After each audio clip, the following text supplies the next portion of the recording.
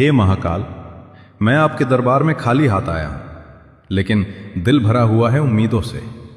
मुझे धन नहीं चाहिए, मुझे दिखावा नहीं चाहिए, बस इतना आशीर्वाद दीजिए कि मैं सही रास्ते पर चल सकूं। जब मन डगमगाए तो आप संभाल लेना, जब हिम्मत टूटने लगे तो मुझे अपनी शक्ति का एहसास कराना।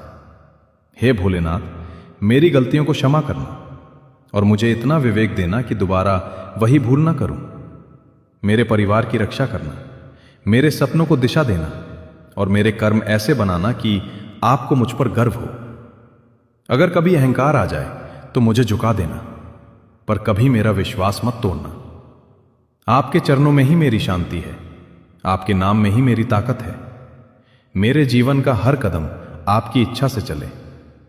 जो भी इस प्रार्थना को सुन रहा है, महादेव उसकी मनोकामना पूर्ण करे। हर हर महादेव।